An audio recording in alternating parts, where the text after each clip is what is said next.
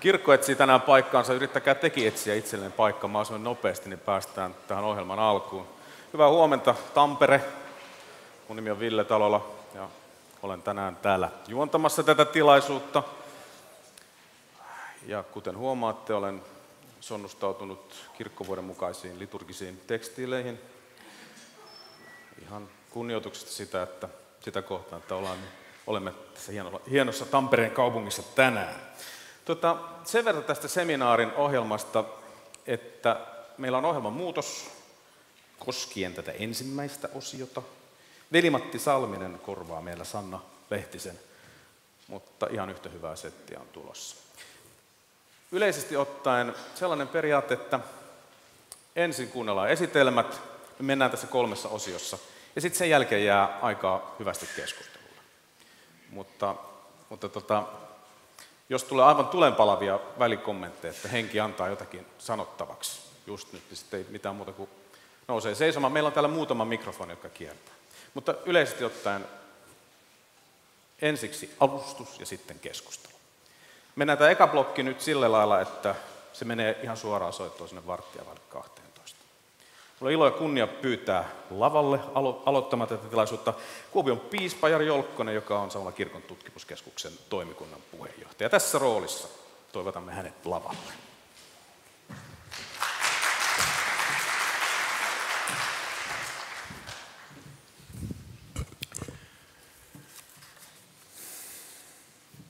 No niin, hyvät kuulijat, sisaret ja veljet.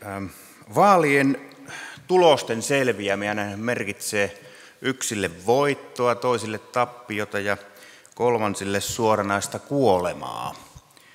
Viimeksi mainittuun ryhmään kuuluvat vaalikoneet. Nehän nimittäin, tai niiden kiinnostavuus tuntuu romahtavan heti kun uurnilla on käyty ja äänet on laskettu. Mutta palataanpa vaaliyön jälkeen hetkeksi vielä ruumiin äärelle. Elämmehän me kirkkovuodessakin ylösnousemuksen aikaa. Minä nimittäin etsin vaalikoneesta tämän seminaarin aiheeseen, eli kirkon ja valtion välisiin suhteisiin liittyviä kysymyksiä. Ja niitä ei löytynyt juuri ollenkaan. Onko niin, että vaalikoneiden näkökulmasta nykytila ollaan tyytyväisiä vai eikö asia nyt kiinnosta? Ainakin yksi poikkeus löytyi avoimessa vaalikoneessa, oli kysymys, pitäisikö kirkko ja valtio erottaa toisistaan. Ja karkeasti ottaen noin 1/5 vastasi, että nehän jo ovat hyvin erillisiä, itsenäisiä tai kokonaan erotettu. Moni kuitenkin pohti kysymystä vakavasti ja vastasi kyllä tai ei. Toiset suhtautuvat asiaan ideologisesti, toiset ehkä enemmänkin pragmaattisesti. Pragmaatikot ajattelivat, että hyvä on sellainen malli, joka toimii käytännössä eikä pakota ketään mihinkään. Ja nämä eivät yleensä nähneet tarvetta muutoksille. Katsottiin myös, että hyvä malli on sellainen, joka turvaa köyhien ja lasten parissa tehtävää työtä. No toiset taas suhtautuvat asiaan ideologisemmin. He katsovat, että uskonto ja politiikka eivät kuulu yhteen. Uskonto on yksityisasia tai se edustaa taikauskoa ja sortovaltaa. Usein viitattiin myös valtion neutraalisuuteen. Eniten erottamista, mitä se tarkoittaakaan, kannattivat ehdokkaat, jotka kuuluvat vasemmistoliittoon, Suomen kommunistisen puolueen, Suomen työväenpuolueeseen ja piraattipuolueeseen. Kiinnostavaa oli, että jotkut kirkkoon kuulumattomat ja ei-uskovat ilmoittivat kannattavansa erottamista, jotta kirkko voisi toimia vapaammin ja uskollisena omalle sanomalleen. Siis niin kuin solidaarisuudesta käsin suhtautuvat asiaan. Keskustelu kirkon ja valtion välistä suhteesta on usein aika epätarkkaa ja aika usein perustuu myöskin mielikuviin, jopa myytteihin. Ken niitä yrittää oikaista, niin ryhtyy ehkä vähän epätoivoiseen hommaan.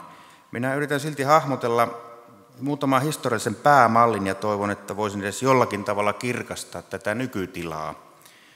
Kristityt elivät ensimmäisen vuosisadat vainottuna vähemmistönä, mutta konstantinolaisen käänteen jälkeen 310-luvulla alkaen kristinusko tuli näkyväksi ja tämä suhde valtioon piti tavalla tai toisella järjestää. Ja tässä järjestämisessä voidaan erotella useita malleja. Ensinnäkin kesaropapalismi. Siinä kirkko on osa valtiota ja keisari on kirkon ylijohtaja. Tällainen malli kehittyy tyypilliseksi varsinkin idän kristikunnassa. No valtion kannaltahan tämä on hyvä. Se saa syliinsä tämmöisen leikatun kissan, joka vaan kehrää herkästi. Kirkon kannalta mallin ongelma on usein se, että siinä kirkko ajautuu pönkittämään kutakin hallitsijaa ja menettää helposti itsenäisyytensä ja tuoreutensa. Ja tämä on myöskin myöhempien valtiokirkkojen ongelma. No, lännessä taas kehittyi 1000-luvulla papalismi, jossa valtio oli kirkon osa ja paavi molempien johtaja. Kirkolla on 2 miekkaa, hengellinen ja maallinen. Paavi Bonifacius VIII julisti ja käytti mielellään näitä molempia. No, reformaatio tunnustusti hylkäsi paavin ja sen aikana kehittyi erityisesti 3 muuta mallia. Radikaali reformaatio kehitti ajatuksen kirkon ja valtion täydellisestä erosta. Tämä konfliktimalli perustui eskapismiin. Kristityn tuli erottautua valtiosta ja paeta sen viroista.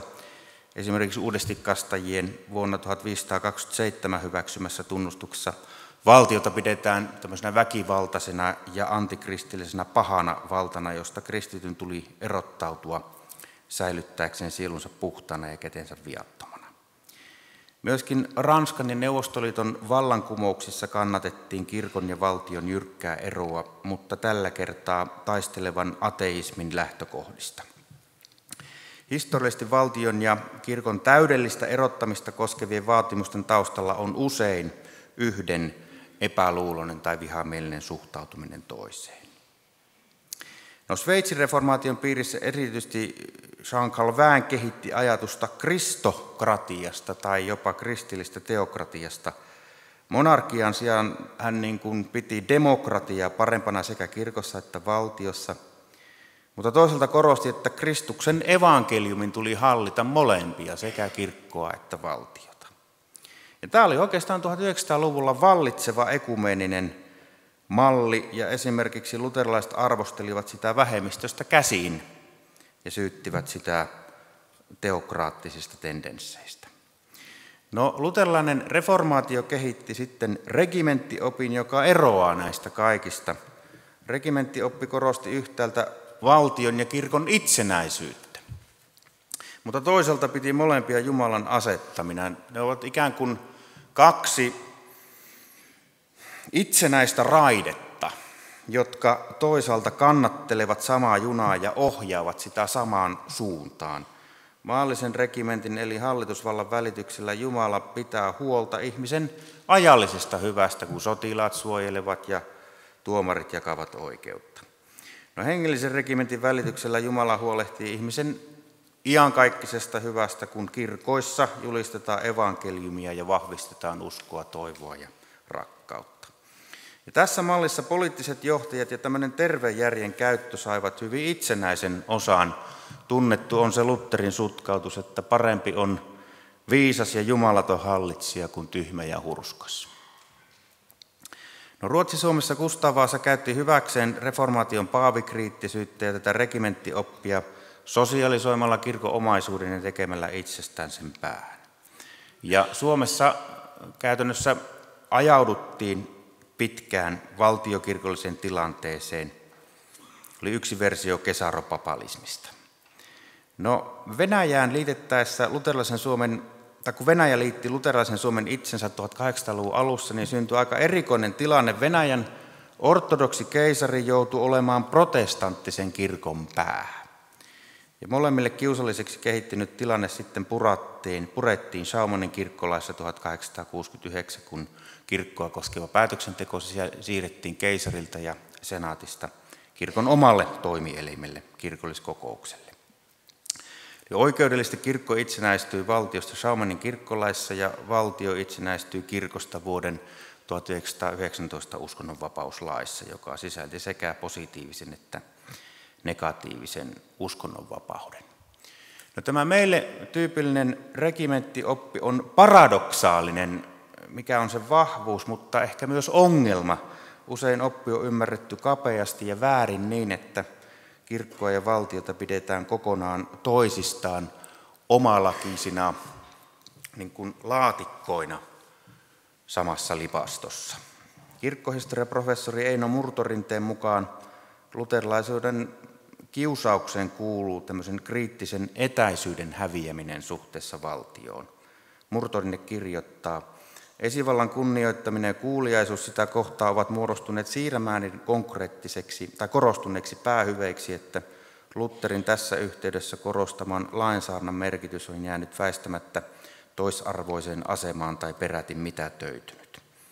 Tähän samaan kehityslinjaan on ehkä kuulunut luterilaiselle kansankirkolle joskus leimallinen piirre, että ne ovat olleet enemmän kiinnostuneita hyvien suhteiden säilymisestä maalliseen esivaltaan kuin esimerkiksi kirkon tunnusmerkkien puhtaana säilymisestä. Näin siis Eino Murtorinne. Kun tästä yritin sanoa, että kirkon ja valtion välisen suhteen järjestäminen ei ehkä ole aivan yksinkertaista. Kaikkiin malleihin liittyy omat ongelmansa ja vielä tästä nykymallistakin liittyy aika paljon yksipuolisia käsityksiä. Ja jotenkin nämä asiat nyt on vain yritettävä järjestää. Ja palaan vielä tuohon vaalikoneen kysymykseen. Tulisiko kirkko ja valtio erottaa? Omissa korvissani tämä kuulostaa ehkä vähän kompakysymykseltä. Suomessa ei ole kirkkovaltiota eikä valtiokirkkoa, enkä tiedä ketään, kuka sellaista tavoittelee. Vaikka joidenkin tutkijoiden mielestä valtiokirkko on liukuva kumikäsite, niin sillä on kuitenkin historiallisesti melko vakiintunut sisältö. Valtiokirkolla tarkoitetaan mallia, jossa kirkko on osa valtion hallintoa ja sen koneistoa. No, nykyisin tällaista mallia tulee lähelle esimerkiksi Norja, jossa kuningas on kirkon pää, seurakunnan budjetti on osa kunnan budjettia ja pappien palkkaus on valtion tehtävä. Ja vastaavasti Tanskassa kirkon asioista päättää viime kädessä hallitus ja kirkkoministeri. Ja tässä mielessä pidää vähän ongelmaisen, että kaikki tutkijat eivät näe riittävästi tätä Suomen omaleimasta historiaa ja nykytilannetta. Ja myöskin eroa vaikkapa Norjaa ja Tanskaa. No, keskustelu kirkon ja valtion suhteiden järjestämisestä ei saa perustua oman edun ajamiseen, eikä nitistyshaluun, eikä vastakkainasetteluun. Parempi lähtökohta on ehkä se, että pyritään yhdessä huolehtimaan sekä kansalaisten että kirkon, vähemmistökirkkojen ja uskonnollisten yhdyskuntien uskonnonvapaudesta. Pakkouskonto ja pakkouskonnottomuus eivät sovi länsimaiseen demokratiaan. Esimerkiksi Pekka Haavisto presidentinvaalien yhteydessä korosti tämmöistä käytännöllistä toimivuutta, kun hän sanoi, että olen aika pragmaattinen kirkon ja valtion suhteessa.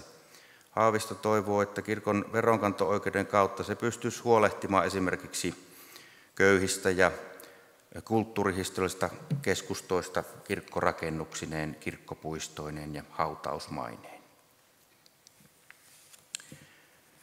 No, kiinnostava ajankohtainen kysymys on esimerkiksi kysymys avioliittoon vihkimisestä. Jos käytetään tätä pragmaattinen ideologinen jaottelua, niin ne tulokulmat näyttävät vähän erilaisilta. Jälkimmäinen lähtee liikkeelle periaatteesta. Valtion tulisi toteuttaa ihanen neutraliteetista, minkä johdosta kaikkien vihkimisten tulisi olla siviilivihkimisiä. No, näin voidaan tehdä. Tällä on kuitenkin hintalappu. Valtio joutuu perustamaan lisää virkoja ja tiloja. Vihkiparit ja heidän vieraansa joutuvat käymään vihillä erikseen perjantaina maistraatissa, lauantaina kirkossa ja niin edelleen. Pragmaatikko hyväksyy, että siviilivihkimisen lisäksi myös kirkkojen ja uskonnollisten yhteisöjen suorittama avioliittoon vihkiminen toteuttaa avioliitolle säädetyt oikeudelliset seuraamukset. Tällä hetkellähän tämä vihkioikeus on käytännössä noin 40 kirkolla tai uskonnollisella yhteiskunnalla ja näiden suorittamisia vihkimisiä on reilu 12 000 vuosittain. Pragmaatikko perustelee asiaa käytännöllä: nykymalli tulee kansalaisille helpommaksi ja valtiolle halvemmaksi. Jotkut näkevät valtiokirkon piirteitä siinä, että kirkko mainitaan perustuslain 76. pykälässä. Siinähän on oikeastaan 2 lausetta, jotka kuuluvat näin. Kirkkolaissa säädetään evankelis-luterilaisen kirkon järjestysmuodosta ja hallinnosta.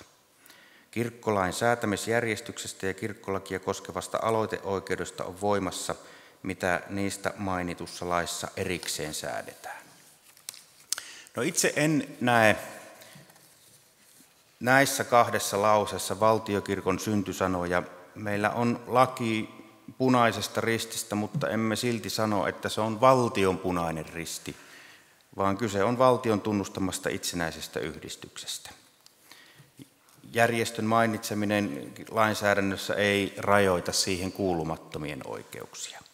Edelleen käytännössä perustuslain viittaus kirkkolain säätämisjärjestykseen enemmänkin niin kuin siis toisaalta myöskin korostaa kirkon ja valtion eroa siinä mielessä, että säätämisjärjestys on tehty sellaiseksi, että siinä suojataan kirkon oikeus päättää itse omasta opistaan. Ongelma on ehkä pikemminkin se, ettei kirkossa aina ymmärretä, kuinka autonominen ja itsenäinen se oikeasti on. Tämmöistä pragmaattista näkökulmasta voisi olla helpompi, että kirkkolain alaa supistetaan voimakkaasti. Esimerkiksi Ruotsissahan kirkkolaki sisältää vain 14 pykälää. Meillä niitä on varmaan enemmän kuin 200, en ole laskenut, mutta arvioisin näin. Englannissa on valtiokirkko, mutta sillä ei ole verotusoikeutta. Suomessa molemmat asiat ovat päinvastoin. Toisin kuin usein luullaan, Suomessa yritykset eivät maksa kirkollisveroa eikä valtio anna kirkolle toiminta-avustusta. Kyseessä on korvaus yhteiskunnallisten tehtävien hoidosta, erityisesti hautaustoimesta. Luulen, että kirkko tuskin kärsisi siitä, että hautaustoimi siirrettäisiin kunnan tehtäväksi. Mutta voi olla vähän vaikea löytää kunnanjohtaja, joka haluaisi kunnan yli 500 lakisääteisen tehtävän jatkoksi vielä hautaustoimen. Voi myös kysyä, että tulisiko se paremmin tai edullisemmin hoidetuksi. Suomessa sitovien sopimusten mukaan valtion on huolehdittava pakkolaitoksissa, kuten armeijassa ja vankiloissa, positiivisen uskonnonvapauden toteutumisesta. Ja tämän uskonnollisen pluralismin lisääntymisen myötä vankila- ja sotilaspappien tehtävästä on tullut entistä enemmän kahtalainen. Yhtäältä hän toimii pappina oman kirkkonsa jäsenille ja toisaalta hän huolehtii kaikkien positiivisen uskonnonvapauden toteutumisesta. Eli huolehtii siitä, että muiden kirkkojen ja uskontokuntien sotilaat ja vangit saavat oman uskontonsa mukaisten paimenten palvelut. Luterilaisen kirkon ongelmana on ollut, että se on usein tyytynyt pirskottamaan vihkivettä kulloinkin vallitsevien olojen ja hallitsijoiden päälle. Kirkossa on hyvä ymmärtää, kuinka itsenäinen ja vapaa se oikeasti on. No toisaalta mikä ei ole turhempaa kuin tehdä vaikeita elinsiirtoja terveelle potilaalle. Jos kirkon ja valtion suhteita aletaan kehittämään hyvin kapeasta ideologista käsin tai nykytilanteen logiikkaa ymmärtämättä, joudutaan helposti ilmoittamaan, että leikkaus onnistui, mutta potilas kuoli. Hyvä on ensin selvittää, että onko potilas ylipäätänsä sairas. Ehkä suurempi kehittämistarve näyttää liittyvän siihen, että miten valtio voisi tunnustaa ja tunnistaa vähemmistökirkkojen ja uskontojen läsnäolon yhteisessä isänmaassamme. Hyvät ystävät, näillä sanoilla toivotan omasta puolestani kaikki lämpimästi tervetulleiksi tähän seminaariin ja odotan henkilökohtaisesti innolla sen antia. Kiitoksia.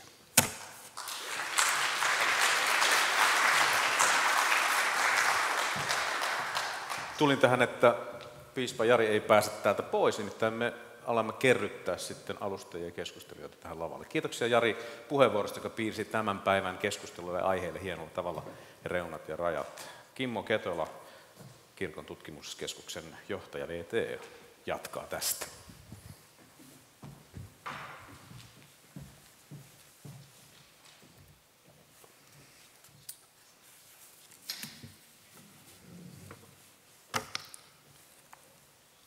Arvoisa piispa, hyvät seminaarin osallistujat. Kirkon tutkimuskeskus on viime vuosina julkistanut useita, sanoisiko diagnostisia tutkimustuloksia, joiden havainnot eivät kirkon kannalta näytä erityisen rohkaisevilta. Kuten kaikki, jotka on viimekertaisen nelivuotiskertomuksen lukeneet tai siitä edes jotakin kuulleet, varmasti tietävät, lähestulkoon kaikki kirkon toimintaa kuvaavat tilastokäyrät osoittavat alaspäin. Kirkon jäsenten osuus väestöstä pienenee, jumalanpalveluksien osallistujamäärät ovat putoamassa ja kirkollisten toimitustenkin suosio on hiipumaan päin, ja listaa voisi jatkaa monin tavoin. No, Suomen evankelis-luterilainen kirkko ei ole tässä tilanteessa kuitenkaan yksin. Sama suuntaus näyttää olevan vallalla koko läntisessä Euroopassa. Euroopan osalta vain joissakin Itä-Euroopan maissa, entisen Itäblokin maissa, uskonnollisuuden taso näyttää olevan kasvussa tai pysyvän sitkeästi varsin korkealla tasolla. On tärkeää, että tunnistetaan ja tunnustetaan rehellisesti kehityksen suunta ja trendi sellaisena kuin se on. Koska ilmiö on näin yleinen, yhtäläinen ja johdonmukainen lähes koko Euroopassa, syytkin ovat todennäköisesti varsin syvällä eurooppalaisessa yhteiskunnassa ja sen viimeaikaisessa kehityksessä. Varsinkin kun otetaan huomioon, että muualla maailmassa modernisaatioon kytkeytyvä uskonnollisuuden kehitys on saattanut näyttäytyä hyvinkin toisenlaisena. Huomio kiinnittyy erityisesti kristillisten kirkkojen paikkaan ja asemaan eurooppalaisessa yhteiskunnassa. On syytä kysyä, mitä erityistä on juuri eurooppalaisessa tilanteessa kirkkojen suhteen. Ja juuri kirkossa on erityisen tärkeää mennä pelkkiä havaintoja syvemmälle ja etsiä perustavampia syitä ja mekanismeja tapahtuneen maallistumiskehityksen takana. Uskonnon tieteellinen tutkimus on tässä tehtävässä korvaamaton, joskaan ei varmastikaan ainoa apuväline. Uskontososiologiassa, jossa aiheeseen on erityisesti pureuduttu, tilanteesta ei valitettavasti ole täyttä tieteellistä yksimielisyyttä. Erilaiset maallistumisteoriat olivat vallalla tieteenalalla aina 1980-luvun loppuun saakka, mutta sen jälkeen niitä on monin tavoin haastettu. Eräs kuuluisimpia ja vaikutusvaltaisimpia sekularisaatioteorioiden haastajia on yhdysvaltalainen uskontososiologi ja luterilainen teologi Peter Berger. Hän kohahdutti akateemista maailmaa vuonna 1999 julkaistulla kirjalla The Desecularization of the World, vapaasti suomennettuna maailman uskonnollistuminen. Sen johdantoartikkelissa hän totesi olleensa maallistumisen suhteen väärässä. Maailma oli hänen mukaansa edelleen yhtä raivoisan uskonnollinen kuin se on aina ennenkin ollut, ellei jopa enemmän. Ja maallistumisteoriat olivat olleet väärässä ennustaessaan uskonnon heikkenevää kohtaloa. Tämä tunnustus oli sitäkin merkityksellisempi, koska Berger itse oli 60-luvulla yksi tärkeimpiä sekularisaatioteorian kehittäjiä. Uusimmassa vuonna 2014 ilmestyneessä kirjassaan The Many Altars of Modernity, eli modernin monet alttarit, Berger selittää tarkemmin, missä hän ja monet muut sekularisaatioteoreetikot menivät vikaan. Varhaiset teoreetikot, hän itse mukaan lukien, olivat hänen mukaansa kylläkin oikeassa siinä, että yhteiskunnan modernisaatio saa aikaan pluralismia, eli uskonnollista ja katsomuksellista monimuotoisuutta yhteiskunnassa. He olivat kuitenkin väärässä olettaessaan, että tämä monimuotoisuus väistämättä heikentää uskontoa. Bergerin oma kiteytys asiasta on lainaamisen arvoinen. Berger kirjoittaa, meidän tärkein virheemme oli, että luulimme pluralismin olevan vain yksi sekularisaation edesauttava tekijä. Tosiasiassa pluralismi, erilaisten maailmankatsomusten ja arvomaailmojen yhteiselo samassa yhteiskunnassa on tärkein modernisaation aikaansaama muutos uskonnon paikkaan sekä ihmisten mielessä että yhteiskunnan institutionaalisessa järjestyksessä. Tämä voi olla yhteydessä sekularisaatioon, mutta se on siitä riippumaton.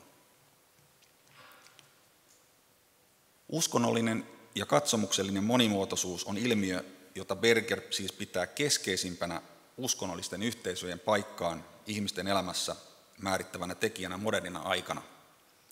Se muuttaa uskonnon paikkaa sekä ihmisten ajatusmaailmassa että yhteiskunnan instituutioissa. Berger toteaa painokkaasti, että pluralismi on kaiken muun ylittävä haaste kaikille uskonnollisille traditioille ja yhteisöille modernina aikana. Tätä on syytä alleviivata. Bergerin mukaan uskonnollisten yhteisöjen tärkeimpänä haasteena ei ole maallistuminen, vaan moninaistuminen. Se, johtaako moninaistuminen myös maallistumiseen, voi olla seurausta siitä, kuinka uskonnolliset yhteisöt paikattavat itse itseään suhteessa tähän katsomukselliseen ja uskonnolliseen moninaisuuteen. On olemassa yhteiskuntia, jotka ovat uskonnollisesti monimuotoisia ja joissa uskonnollisuus on vahvaa. Esimerkiksi Intia on yksi maailman uskonnollisimpia maita, ja samalla uskontojen moninaisuus on ollut siellä konkreettista todellisuutta jo vuosituhansien ajan. Länsimaiden joukossa Yhdysvallat on pitkään herättänyt ihmetystä keskimääräistä voimakkaammalla uskonnollisuudellaan. Myös Yhdysvalloille on ominaista uskonnollinen moninaisuus lukuisine kirkkokuntineen. Monimuotoisuus ei rapauta uskontoa itsessään, sen sijaan uskonnollisen varmuuden se murentaa. Ja tästä merkkinä ja oireena uskonnollinen fundamentalismi on kautta maailman ilmaantunut reaktio tähän uskonnollisen varmuuden ja yhdenmukaisuuden katoamiseen. Juuri fundamentalismin tunnuspiirteenä on pyrkimys palauttaa uhatuksi koettu uskonnollinen varmuus, selkeys ja yhdenmukaisuus. Siksi juuri fundamentalismi voi katsoa olevan modernisaation vastainen ilmiö, kun taas uskonto itsessään ei sitä välttämättä ole. Tämän seminaarin aiheena tänään on kirkon paikka ja sen etsiminen. Otsikon muotoilu korostaa kirkkoa aktiivisena toimijana tässä prosessissa. Joku voi tietysti miettiä, olisiko kyse ehkä sittenkin enemmän tai vähemmän vastahakoisesta ajautumisesta uuteen sijaintiin kuin aktiivisesta muutospyrkimyksestä. Monet merkit kuitenkin viittavat siihen, että käynnissä on prosessi, jossa evankelis-luterilainen kirkko pyrkii hakemaan uudenlaista asemointia sekä ihmisten arjessa että yhteiskunnan rakenteissa. Julkisessa keskustelussa on ainakin esitetty monenlaisia näkemyksiä siitä, mikä tämä paikka ja sijainti voisi olla.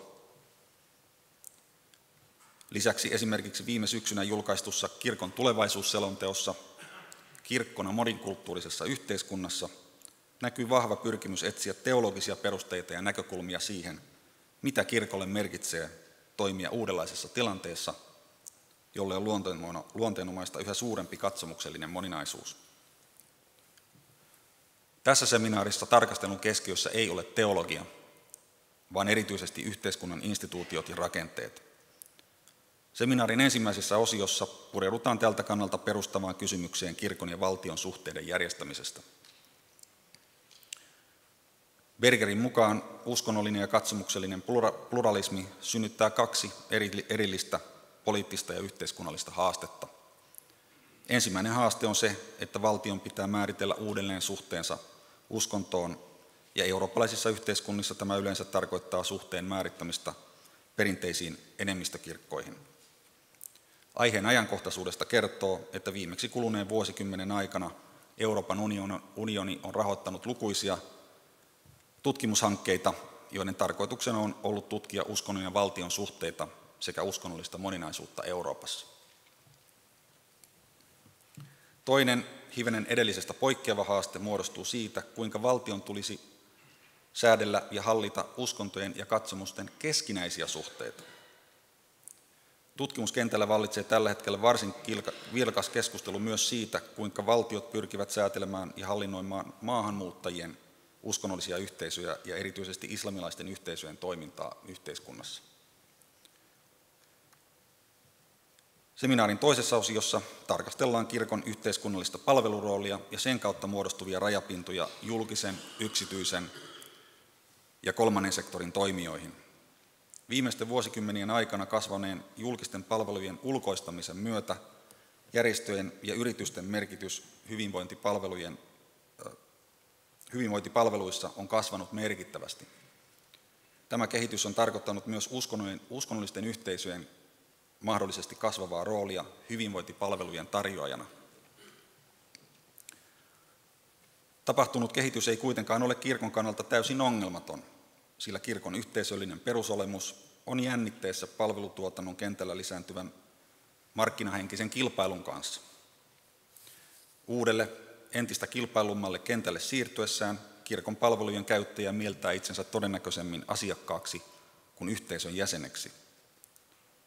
On lisäksi kysyttävä, mikä on kirkon ja erityisesti diakoniatyön rooli kriittisenä yhteiskunnallisena äänenä ja toimijana uudessa tilanteessa, jossa ihmisten eriarvoisuus uhkaa lisääntyä. Seminaarin viimeinen päättävä osio keskittyy kirkkoon julkisena yhteiskunnallisena keskustelijana. Siinä kysytään, mikä rooli kirkon eettisillä kannanotoilla ja raamatulla on yhteiskunnallisessa keskustelussa. Kun arvot ja elämäntavat yhteiskunnassa moninaistuvat, seurauksena on, että siitä, mikä aikaisemmin yhdisti kansaa, saattaa tulla yhteiskunnallinen jakolinja. Politiikan kentällä on arvioitu, että perinteisen vasemmisto-oikeisto-akselin ohella ihmisten äänestyskäyttäytymistä määrittelevät lisääntyvässä määrin erilaiset arvokysymykset, kuten kysymys samaa sukupuolta olevien mahdollisuudesta avioliittoon. Uskonnon paluu politiikan areenalle on myös aihe, josta on keskusteltu vilkkaasti uskontososiologien keskuudessa viime vuosina. Tämän suuntainen kehitys ennustaa, että myös kirkkojen ja uskonnollisten yhteisöjen äänelle tulee olemaan yhä enemmän kysyntää. Kirkon kanta erilaisiin asioihin tulee asettumaan entistä useammin suurennuslasin alle. Yhä useammin kysytään, minkä paikan kirkko ottaa suhteessa yhteiskuntaa voimakkaasti jakaviin kysymyksiin. Nämä erilaiset yhteiskunnalliset kysymykset heijastuvat väistämättä myös kirkon sisällä käytävään keskusteluun. Ja siitä tämäkin seminaari on yksi esimerkki. Haluan omasta ja kirkon tutkimuskeskuksen puolesta toivottaa kaikille antoisaa seminaaria.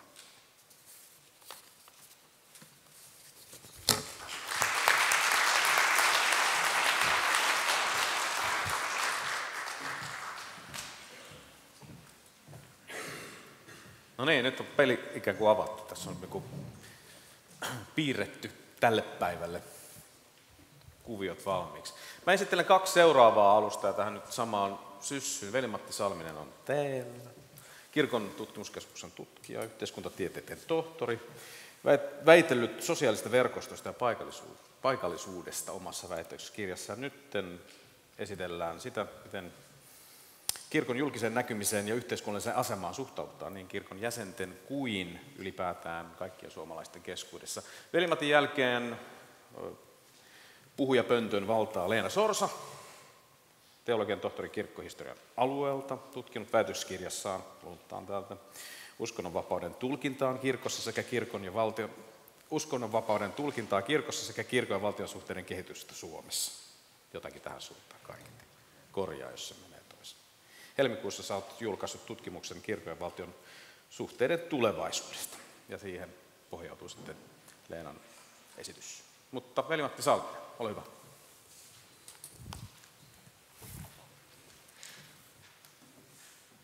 Arvoisa seminaariyleisö, nyt kun vaalitunnelmissa ollaan, niin aivan aluksi haluan kiittää. Nimittäin hieman alle viikko sitten meiltä tuli valitettava peruminen tähän ensimmäisen puheenvuoroon, mutta meillä on hienot kollegat. Haluan kiittää siis Kimmoa ja Jussia ja Leenaa ja Maarettia. Laitamme kasaan tällaisen esityksen näistä aineksista ja sain kunnian pitää tämän esitelmän sitten teille. Käyn ensin läpi Suomen uskonnollista kenttää, muutoksia suurissa linjoissa, Suomen kirjavoittavaa uskonnollisten yhteisöjen kokonaisuutta sekä jäsenmäärien että uskonnollisten yhdyskuntien lukumäärien kannalta. Tämän jälkeen tarkastelen muutamaa havaintoa suomalaisten näkemyksistä koskien evankelis-luterilaisen kirkon ja julkisen sektorin suhdetta. Ja lisäksi tarkastelussa on suomalaisten näkemykset yleisemmin uskonnon paikasta julkisissa instituutioissa. Ja lopuksi vielä sitten sananen asiasta, joka kannattelee abstraktisti nähdäkseni kaikkia yhteiskunnallisia instituutioita, nimittäin kansalaisten luottamuksesta. Mutta ensin Suomen uskonnolliseen kenttään. Taulukko osoittaa paitsi evankelis-luterilaisen kirkon jäsenmäärän ja jäsenosuuden laskua 25 vuoden tarkastelussa. Myös uskontokuntiin kuulumattomien huomattavaa nousua samalla aikajaksolla. Kirkon enemmistöosuus siis on pudonnut hieman alle 3/4, ja uskontokuntiin kuulumattomien osuus taas on noussut lähes 1/4. Ja samalla pienemmässä mittakaavassa näkyy se, että sekä kristillisten ja kristillistaustaisten yhteisöjen että muiden uskonnollisten yhteisöjen jäsenmäärä on noussut lähes olemattomasta muutaman prosenttiin. Eli pluralismi, jonka Kimmo Ketola nosti avauspuheessaan esiin ja jonka Peter Berger tosiaan nimeää modernisaation keskeisimmäksi haasteeksi uskonnolle, on todellista totta myös Suomen uskonnollisella kentällä. Joten seuraavaksi otan tarkasteluun sen moninaisuuden, joka sisältyy noihin 2% siivuun kristilliset yhteisöt ja sitten 0,3% ryhmään muut.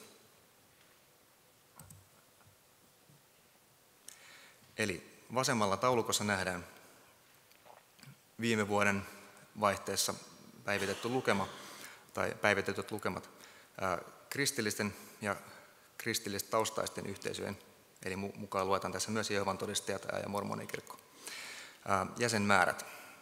Ja tässä huomioidaan, että taulukossa olevat kuviot edustaa yhteisöjen virallisesti rekisteröityjä jäsenmääriä. Eli näiden tilastolukujen taakse jää se fakta, että merkittävä osuus uskontoon identifioituvista tai niitä harjoittavista henkilöistä ei ole välttämättä yhteisöjen virallisia jäseniä. Esimerkiksi helluntaikirkosta, johon tämän mukaan kuuluu reilut 8000 jäsentä, 0,2% väestöstä. Suurin osa kuitenkaan helluntai-liikkeeseen kuuluvista ei ole Suomen helluntai-kirkon jäseniä. Kastettuja aikuisia on viime tietojen mukaan noin 46 000. Mutta tältä näyttää joka tapauksessa näiden kristillisten yhteisöjen kirjo tällä hetkellä. Oikealla kuviossa näkyy sitten jäsenmäärän suhteellinen muutos, eli nyt puhutaan prosentuaalisesta muutoksesta ajanjaksolla 88, 2014, 26 vuotta. Tähän sivuun voidaan todeta, että koko Suomen väestön kasvu, suhteellinen kasvu tällä samalla ajanjaksolla on ollut 10%. Ja toisaalta evankelis-luterilaisen kirkon jäsenmäärä on vähentynyt 7%. Mutta tässä kuviossa nähdään, että vain muutaman tämmöisen kristillisen yhteisön jäsenmäärä on tällä ajanjaksolla vähentynyt. Näitä ovat itse asiassa vain adventtikirkot ja muut luterilaiset kirkot sekä baptistikirkot. Toinen valtiokirkkomme, eli ortodoksinen kirkko, taas on pysytellyt jokseenkin samoissa turvallisissa lukemissa 1% pinnassa. Ja samalla muut ortodoksikirkot, jotka nähdään tuolla alempana kuviossa, ja toisaalta katolinen kirkko ja nämä piskuiset muut kristilliset yhteisöt ovat kasvaneet eksponentiaalisesti. Nähdään siis satojen prosenttien lisäys jäsenmäärässä. Eli siellä pienessä marginaalissa, vaikka se onkin kapea, niin siellä tapahtuu.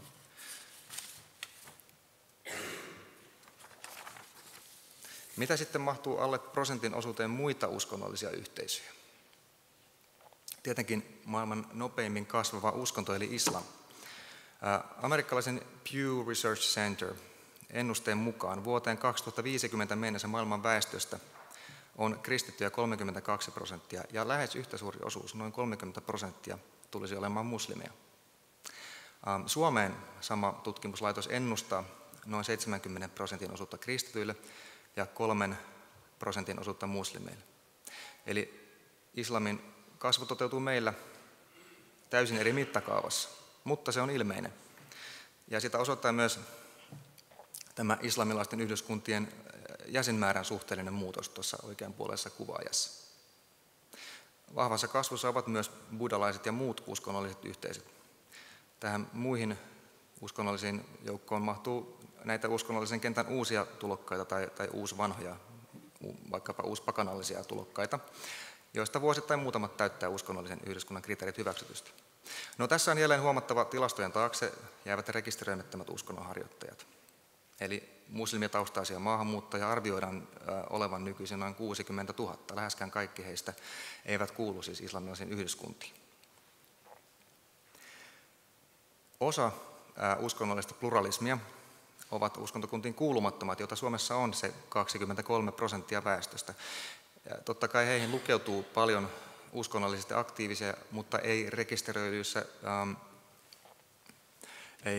rekisteröityjä jäseniä. Ja toisaalta tämmöisiä surffaajia, jotka eivät kotiudu mihinkään yksittäiseen uskonnolliseen yhteisöön. Ja mukana on varmasti monenlaisia uskontoa sympatiseeraavia.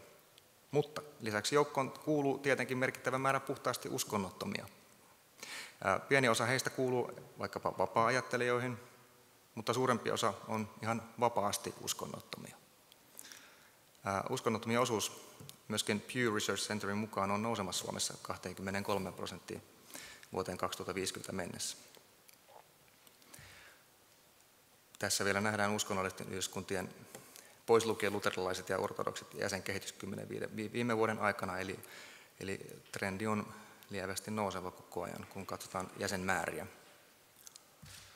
Mutta kun siirretään tarkastelu jäsenmäärien sijasta uskonnollisten yhteisöjen, yhdyskuntien lukumääriin, tämä uskonnollisen moninaistumisen trendi käy vielä ilmeisemmäksi. Islamilaisten merkitty vihreällä ja buddhalaisten yhdyskuntien sininen linja tässä kuviossa, niiden määrä on kasvanut Suomessa vilkkaimmin 24 vuoden aikana. Mutta myös kristillisten yhdyskuntien määrä on tuplaantunut reilussa 2 vuosikymmenessä. Eli uskonnollisuus ei tällä mittarilla ole vähenemässä Suomessa. Samalla on kuitenkin todettava, että pirstaleisuus on tätä päivää ja tulevaisuutta. On laaja joukko erilaisia pieniä yhteisöjä, mutta väitän, että niiden itsellinen vaikutusvalta on jokseenkin vähäinen. Eli se, että yhteisöjä on laaja joukko, ei välttämättä tuo mukanaan uskonnon painoarvon lisääntymistä, saati uskonnon nousemista keskeisen asemaan yhteiskunnassa. Näkyvillä uskonto kuitenkin on ja pysyy. Tässä seminaarissa puhutaan paljon uskonnosta ja kirkosta julkisessa elämässä. Kun Kansan arvotutkimuksessa vuonna 2014 suomalaisista kysyttiin mielipiteitä uskonnosta ja uskonnollisuudesta, valtaosa eli 3/4 oli vahvasti sitä mieltä, että uskonto on jokaisen henkilökohtainen asia. Se, että uskonto on yksityisasia, tuntuu olevan opinkappaleena suomalaisessa yhteiskuntauskonnossa. Mutta mitä tarkoittaa yksityisasia? Seuraavassa muutama havainto siitä, miten suomalaiset suhtautuu kirkon ja uskonnon julkiseen rooliin. Nämä havainnot perustuu Kirkon tutkimuskeskuksen vuonna 2011 keräämään Gallup Ecclesiastica-kyselyyn, johon vastasi 4900 suomalaista. Ja esitän nämä nyt pääosin graafeina. Tässä suomalaisten suhtautuminen kysymykseen siitä, että pitäisikö hautaustoimi siirtää kirkolta kuntien vastuulle. Samaa mieltä vai eri mieltä vai siltä väliltä. Ja se on esitetty nyt sen mukaan jaottelen, että miten aktiivinen jäsen kirkossa on. Meillä on siis 4 eri jäsenkategoriaa: aktiivijäsenet, sosiaaliset jäsenet, aatteelliset jäsenet ja osallistumattomat. Ja lisäksi on vielä kirkkoon kuulumattomat, eli nämä ei-jäsenet. Ja viimeisessä alimpana palkkina on sitten kaikki suomalaiset, jotka vastasivat tähän kyselyyn. Hautaustoimen siirtämistä kuntien vastuulle ei kannata kovinkaan moni kirkon aktiivisista jäsenistä, mutta huomattava moni jo kirkon osallistumattomista jäsenistä ja etenkin kirkkoon kuulumattomista. Tulkitsen nyt niin, että kirkkoon kiinnittyneet jäsenet eivät halua varmaankaan siirtää hautaustointa kunnille, koska halutaan, että kirkko on mukana viimeistään, jos ei muuten, niin viimeistään siinä vaiheessa, kun tämä maanpäällinen elämä loppuu. Ja lisäksi ajattelen, että kirkon toimittamassa hautauksessa on eräänlainen laatutakuu. Ajatellaan sitä toimituksen arvokkuutta, perinteikkyyttä, hautapaikan hoitoa ja niin edespäin. Taas kirkosta irralliset jäsenet tai kirkon kuulumattomat voivat ehkä myöskin pelätä syrjään jäämistä, että kirkko ei välttämättä tulisi huolehtimaan heidän hautaamisestaan tasavertaisesti. Ja on tietenkin toinen asia, niin kuin Jari Olkkonenkin jo totesi, että selviäisivätkö talouskurimuksessa kamppailevat kunnat tällaista hautaustoimitehtävästä. Avauksessa todettiin myös, että kirkko perii kirkollisveron jäseniltään valtiollisen verotuksen yhteydessä ja maksaa valtiolle tästä aiheutuvat kulut. Reilu 1/3 suomalaisista kannattaa ainakin osittain tämän verotusoikeuden poistamista. Alimmassa palkissa siis kaikki vastaajat.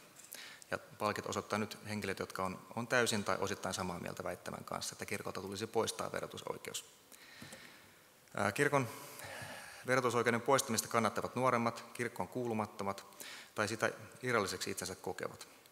Eli mitä vanhempia vastaajia, sitä vähemmän kannattaa tätä verotusoikeudesta luopumista. Sama trendi muuten näkyy myös kysyttäessä yhteisöverotuoton jakamista yleishyödyllisten tehtävien hoitamiseen, eli nykyään valtion apu. Toisin sanoen hautaaminen kirkkomaahan oli jokseenkin laajasti hyväksyttyä ja toivottua, mutta sitten kun veroja maksetaan kasvava määrä varsinkin työikäistä suomalaista, haluaisi tässä eriyttää kirkon ja valtion tehtävät.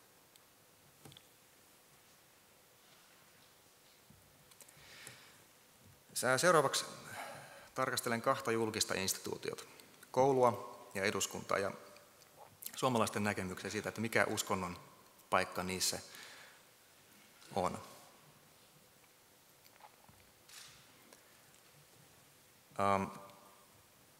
Suomalaisten selkeä enemmistö on sitä mieltä, että uskonto saa näkyä kouluissa, jos puhutaan vaikkapa, että halutaanko, että suvivirsi kuuluu edelleen kevätjuhlaan tai joulujuhlissa esitetään tai luetaan jouluevankeliumi. Ja selvä enemmistö suomalaista tätä kannattaa. Mutta itse uskonnon opetukseen, jota tässä graafeissa esitellään, suhtautuminen on paljon kriittisempää, vaikka 1/3 kaikista suomalaista suhtautuukin vielä erittäin myönteisesti ja vielä lähes yhtä suuri osa melko myönteisesti. Mutta ei kenties yllätä, että nuoret, näissä nuorimmat ikäryhmät, joilla varmaan myös koulun uskontotunnit ovat tuoreessa muistissa, suhtautuukin kielteisimmin koulujen uskonnon opetukseen.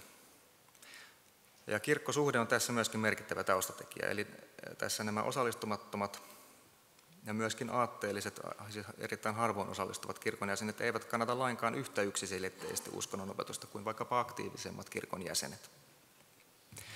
No, kehityskulku siinä mielessä voi olla ehkä huolestuttava, jos ajatellaan, että uskonnon opetuksen kannatus jää vain kirkkoaktiivien tai kirkkoon myönteisesti suhtautuvien varaan. Jos ajatellaan ihan katsomusaineiden opettajia, niin toki myös heidän ammattitaitonsa arvostus saattaa tulla kyseenalaistetuksi. Eli jos uskontokasvatus halutaan säilyttää opetussuunnitelmissa, niin uskonnon ja elämänkatsomustiedon opettamisen ja opetuksen järjestämisen tulee kiinnittää erityistä huomiota. Kyseessähän on siis opetusaines, joka mielestäni pluralistisessa yhteiskunnassa on elintärkeä, jos ajatellaan vaikkapa uskontodialogia. Sitten jumalanpalveluksen viettäminen valtiopäivien avajaisissa ja päättäjäisissä jakaa mielipiteitä samalla tavoin kuin uskonnon opetus. Valtiopäivien jumalanpalvelusta pidetään kaikkia vähemmän myönteisenä kuin esimerkiksi vankilapappien läsnäoloa vankiloissa tai sotilaspappien läsnäoloa puolustusvoimissa, jotka on toistaiseksi vielä aika korkeasti kannatettuja. Mutta kannatuspohja tälle valtiopäivien jumalanpalvelukselle löytyy, ja mikäli ajatellaan eilistä vaalitulosta, niin perinteestä ei varmaan olla luopumassa. Mutta näidenkin lukujen valossa ei ole mitenkään selvää, että mikä tulee olemaan tämän toimituksen paikka tulevaisuudessa valtiopäivien avajaisissa ja päättäjäisissä.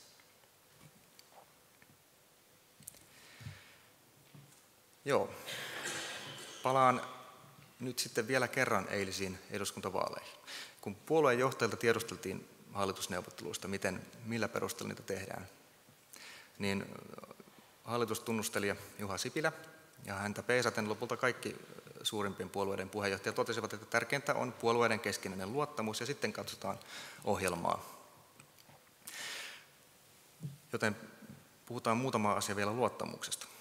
Eli seuraavassa näytän suomalaisten luottamuksen jakautumisen yhteiskunnan instituutioihin ja kirkon paikan tässä jatkumossa. Eli tässä tapauksessa luottamusta on kysytty osana kansan arvotutkimusta, jonka toteutti taloudellinen tiedotustoimisto vuonna 2014. Suomalaisethan luottavat kansallisiin instituutioihin melko vakaasti, myös sellaisia, jotka on kriisissä tai ainakin vaikeuksissa, kuten vaikkapa terveydenhuoltojärjestelmä, jonka uudelleen järjestäminen tulee olemaan tärkeä tehtävä. Poliisin ja koulutusjärjestelmän nauttima luottamus, joka tässä kuvaajassa näkyy siten, että poliisi luottaa erittäin paljon 43% ja koulutusjärjestelmään 24% suomalaisista ja melko paljon vielä merkittävä osa.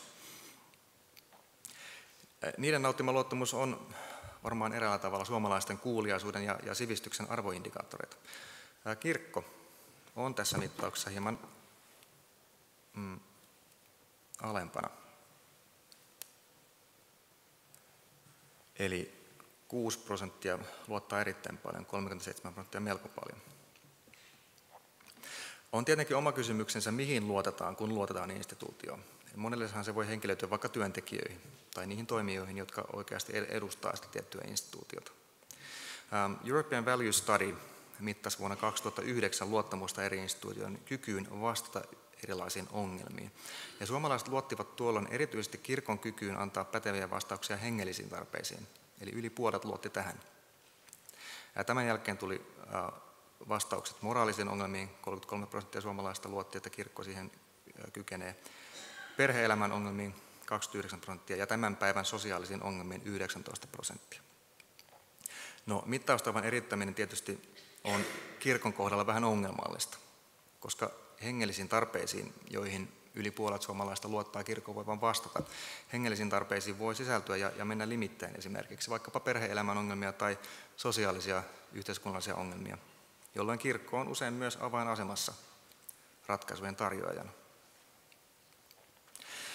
Jotta asiat saadaan mittasuhteisiin, niin päätän tämän puheenvuoroni siteeraamalla tilaisuuden avannutta piispa Jari Jolkkosta ja Jaakko Heinimäkeä, jotka on kirjoittaneet teoksen Luterilaisuuden ABC, ja siinä on viimeisenä kohtana yhteiskunta, ja siellä sanotaan näin. Lutherin mukaan valtio virkoinen ja instituutioinen on osa Jumalan luomaa järjestystä. Yhteiskunnan tehtäviin kuuluu ihmisten tarpeista huolehtiminen, toimeentulon turvaaminen, sairaanhoito, koulutus ja sen tapaiset asiat. Maallisia virkoja hoitaessamme olemme yhteisen hyvän palveluksessa. Itse Jumala kätkeytyy näihin virkoihin. Kirjastonhoitajat, kouluavustajat, pikasuutarit ja raitiovaunukuljettajat ovat hänen majesteettinsa salaisessa palveluksessa. Tähän perustuu paljon puhuttu luterilainen työetiikka. Kiitoksia.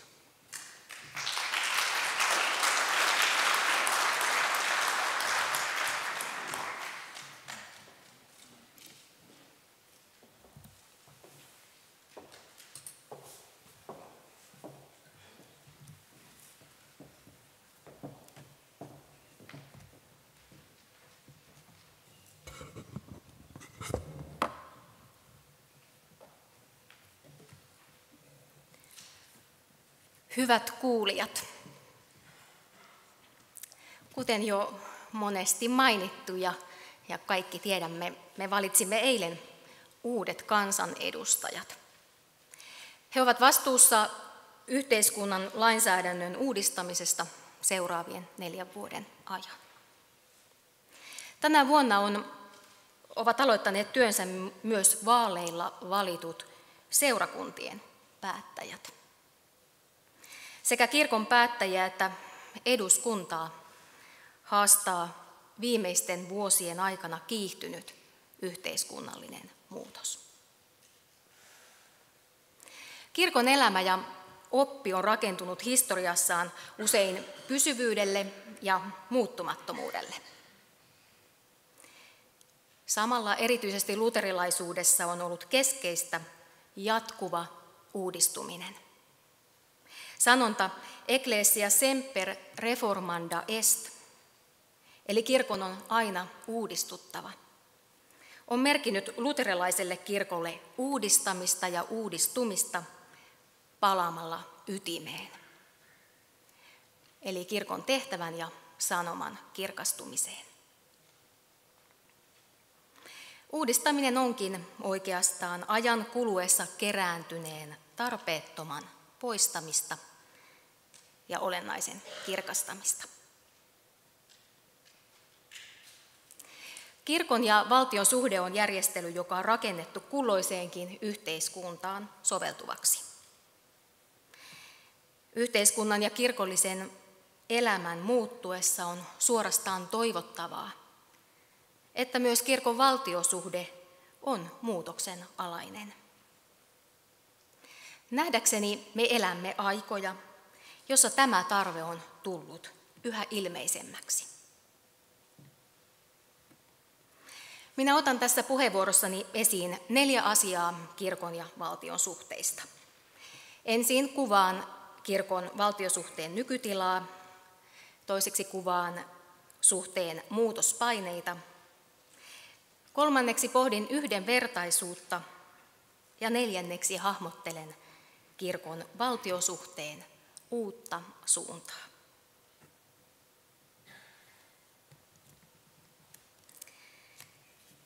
Suomen evankelis-luterilainen kirkko on aina 1800-luvun puolivälistä alkaen pyrkinyt vahvistamaan omaa itsenäisyyttään ja itsemääräämisoikeuttaan.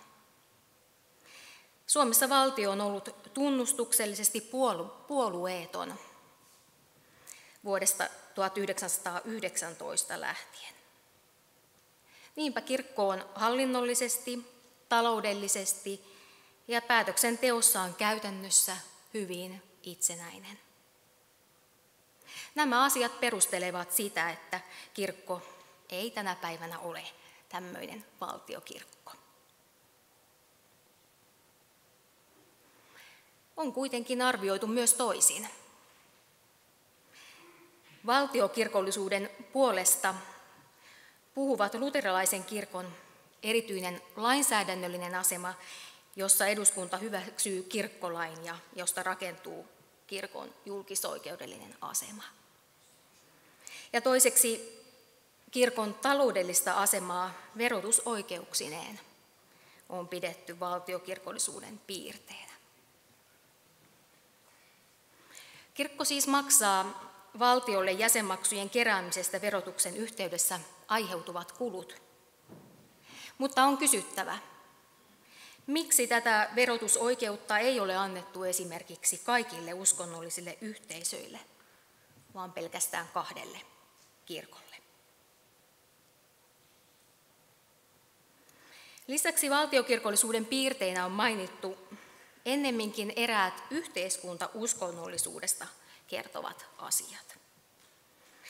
Näitä ovat valtiopäiväjumalanpalvelukset, valtiolliset juhlajumalanpalvelukset, yhteiskunnan kalenteri kirkollisine juhlapyhineen sekä rukouspäiväjulistukset. Näissä asioissa tulee esiin kristillisen perinteen vaikutus meidän yhteiskunnassamme. Lisäksi on nostettu esiin valtion palkkaamat hengellisen työntekijät puolustusvoimissa ja vankiloissa. Uskonnonvapauden turvaaminen edellyttää valtion huolehtivan niiden ihmisten hengellisten tarpeiden hoitamisesta, jotka valtio pakottaa pois omasta elinpiiristään, siis esimerkiksi varusmiespalvelukseen tai vankilaan. Valtio maksaa myös tästä aiheutuvat kulut. Kaiken kaikkiaan on kuitenkin sanottava, että tarkkaa määrittelyä siitä, millainen on valtiokirkko, ei ole saatavilla. Termin määrittely ja sisältö ovat muuttuneet ajan kuluessa ja tulkitsijasta riippuen. Yksi kansainvälisessä tutkimuskentässä oleva tapa tarkastella asiaa on asettaa eri maat kirkon ja valtion suhteiltaan janalle. Janan toisessa päässä ovat valtiot, joissa kirkko ja valtio ovat erillään toisistaan. Ja toisessa päässä ovat valtiot, joissa yhteistyö on hyvinkin tiivistä tai moninaista. Kirkon ja valtion yhteistyötä on sitten pilkottu lukuisiin erilaisiin yksittäisiin asioihin, kuten onko kirkolla verotusoikeus tai maksaako valtio pappien palkat. Kunkin maan, kirkon ja valtion suhdetta tarkastellaan näiden yksittäisten asioiden kautta. Ja niistä saadun pistemäärän perusteella suhde asettuu johonkin tälle janalle. On syytä huomata, että kirkon ja valtion suhteen järjestely voi siis olla hyvin erilainen eri maissa. Eli nämä pisteet tulevat erilaisista asioista, mutta silti järjestely asettuu samaan kohtaan janaa. Tällaisessa tarkastelussa Suomi luokittuu aina kategoriaan, jossa kirkon ja valtion suhteet ovat tiiveimmät, yhdessä muiden Pohjoismaiden ja esimerkiksi Kreikan kanssa. Joka tapauksessa on niin, että historiasta, perinteestä ja uskontokuntajakaumasta johtuen luterilainen ja ortodoksinen kirkko ovat Suomessa erityisessä asemassa muihin uskonnollisiin ja katsomuksellisiin yhteisöihin nähden. Erityisasema on merkinnyt tiiviimpää lainsäädännöllistä, hallinnollista ja taloudellista yhteyttä valtioon. Ja toisinaan myös valtion tiivistä ohjaustakin. Valtiohan edellyttää, että kirkko pitää huolta hautapaikan löytymisestä kaikille suomalaisille sekä valtiolle arvokkaasta kulttuurihistoriallisesta rakennusperinnöstä.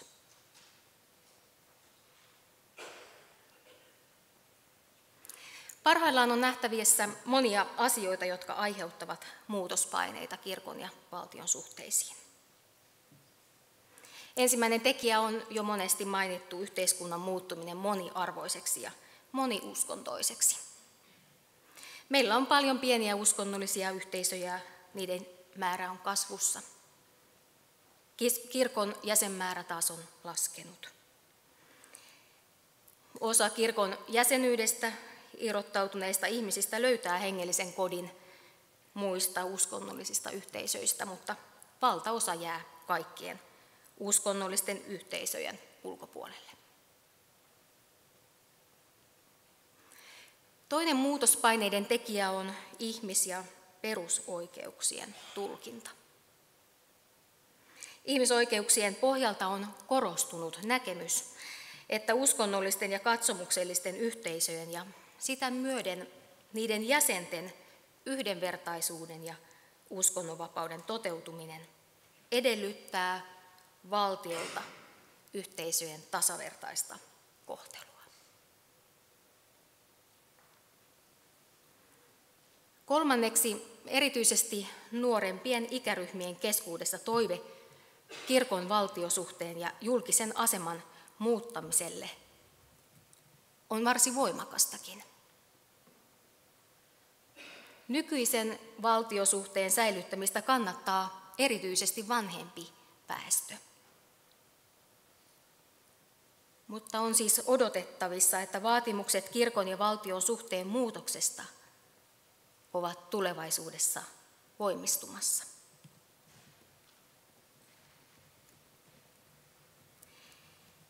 Ja neljäs muutospaine nousee kirkon sisältä.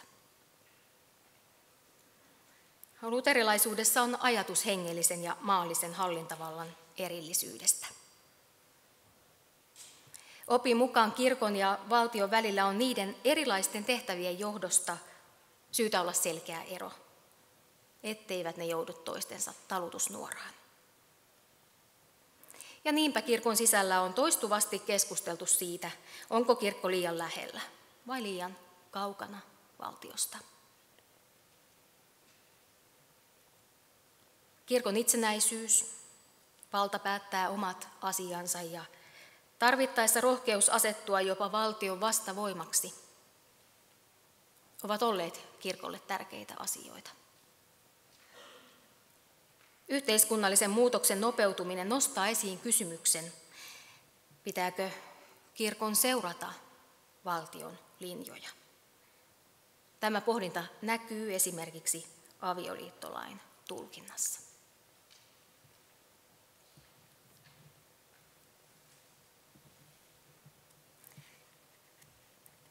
Yksi selkeästi esiin noussut uudempi painotus kirkon ja valtion suhteiden järjestämisessä on yhdenvertaisuuden toteutuminen uskonnollisten ja katsomuksellisten yhteisöjen kesken.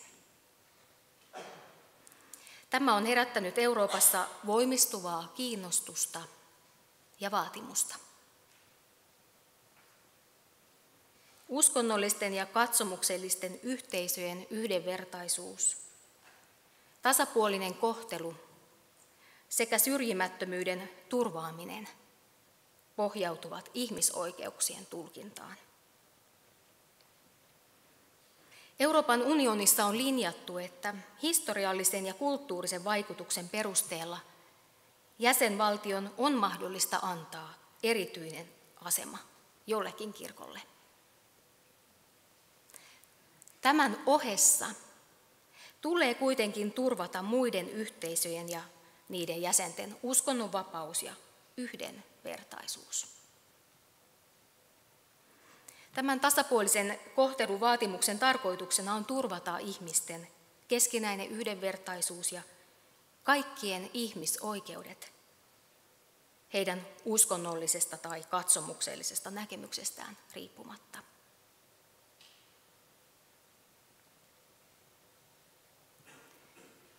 Yhdenvertaisuuden vahvistaminen voi merkitä käytännön tasolla esimerkiksi sitä, että kirkot ja muut uskonnolliset ja vakaumukselliset yhteisöt huomataan lainsäädännössä samalla tavoin.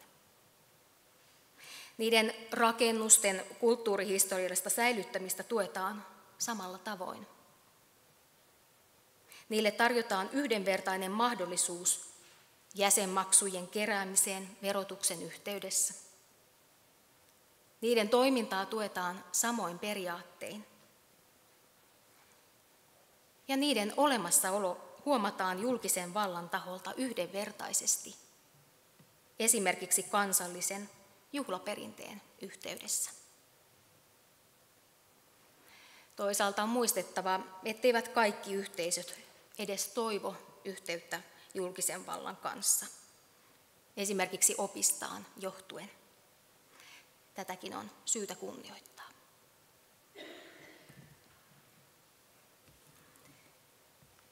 Ja samalla on hyvä muistaa, että yhdenvertaisuuden toteuttamisessakin kohdataan rajat. On kai perusteltua, ettei valtio hyväksy esimerkiksi vain yhden ihmisen yksin edustamaa uskontoa uskonnolliseksi yhdyskunnaksi. Samoin valtio rajaa, kuinka monta saman uskonnollisen yhdyskunnan oppilasta tarvitaan, jotta heille järjestetään oman uskonnon opetusta. Yhteisen keskustelun pohjalta tulisi löytää ne perustelut, minkä kokoiset yhteisöt voisivat saada esimerkiksi verotusoikeuden tai taloudellisen tuen. Kysymys on myös siitä, tuleeko vähemmistöjä tukea aivan erityisellä tavalla.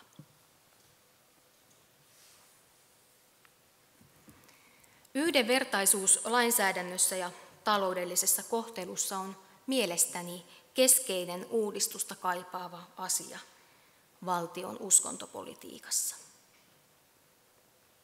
Näen, että historiaa, kulttuuria ja perinnettä arvostaen valtio voisi kohdella uskonnollisia ja katsomuksellisia yhteisöjä maassamme nykyistä tasavertaisemmin.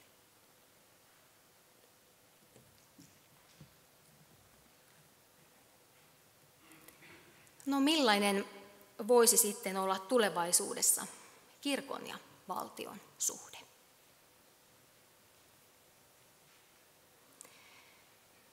Sekä uskontokielteisyydestä nouseva kirkon ja valtion eroa tai uskontojen yhteiskunnallisen vaikuttavuuden piilottamista ajava linja, että tiivis valtiokirkollisuus.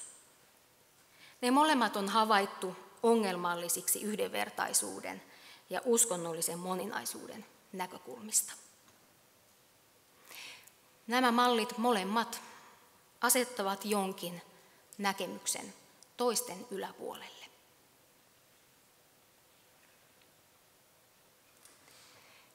Eurooppalaisella tutkimuskentällä on nostettu esiin malli, jota kutsutaan positiivisen neutraliteetin malliksi. Sen lähtökohtana on valtion neutraliteetti, millä kansainvälisessä tutkimuksessa tarkoitetaan valtion tasapuolista suhtautumista kaikkiin uskontoihin ja katsomuksiin, niin ettei mikään uskonto tai katsomus asetu ylemmäksi, mutta jossa valtio ottaa samanaikaisesti myönteisen asenteen uskontojen ja katsomusten läsnäoloon ja vaikuttamiseen yhteiskunnassa. Suomalaisessa keskustelussa neutraliteetti on usein tulkittu poissulkevana neutraliteettina, jossa valtion neutraalisuuden tulkitaan edellyttävän uskontojen kertakaikkista poissaoloa julkisesta tilasta. Mutta kansainvälisessä tutkimuksessa neutraalisuus tulkitaan siis toisin. Positiivisen neutraliteetin mallissa turvataan siis yhdenvertaisuus, vahva uskonnonvapaus ja kuten jo viittasin, uskontojen ja katsomusten läsnäolo yhteiskunnassa. Näen, että tämä on se suunta, johon myös Suomessa kirkon ja valtion suhde tulevaisuudessa perustuu. Mielestäni tämä malli merkitsee kirkon kannalta ainakin seuraavia asioita. Ensinnäkin kirkon tulee käynnistää pohdinnat, minkälaisia vaihtoehtoja kirkon ja valtion yhteistyön organisoinnissa on, ja mikä niistä tukisi parhaiten kirkon elämää ja toimintaa. Toiseksi kirkossa on puhuttava voimakkaasti uskonnonvapauden puolesta. Tämä tarkoittaa myös negatiivisen uskonnonvapauden ymmärtämistä ja turvaamista, sillä uskonnonvapautta ei voi ajaa vain itselleen. Jos puhumme vain positiivisen tai toisaalla pelkästään negatiivisen uskonnonvapauden puolustamisesta, uskonnonvapauspuhe ideologisoituu. Tämä taas heikentää kaikille yhteisen ihmisoikeuden toteutumista.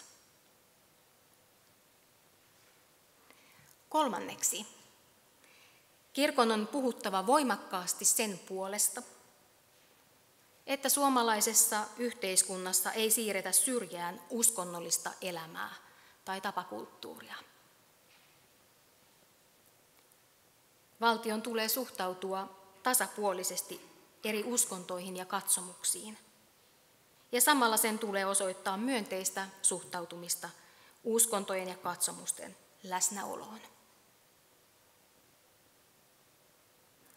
Valtion tulee pitää huolta siitä, että kaikkien kansalaisten uskonnonvapaus toteutuu, ja tämä tarkoittaa myös uskonnon harjoittamisen ja toteuttamisen vapautta. Siksi yhteiskunta ei voi olla uskonnoton. Uskonnottomuuteen pakotetut yhteiskunnat ovat tutkimusten mukaan uskonnonvapauden kannalta kaikkein ongelmallisimpia.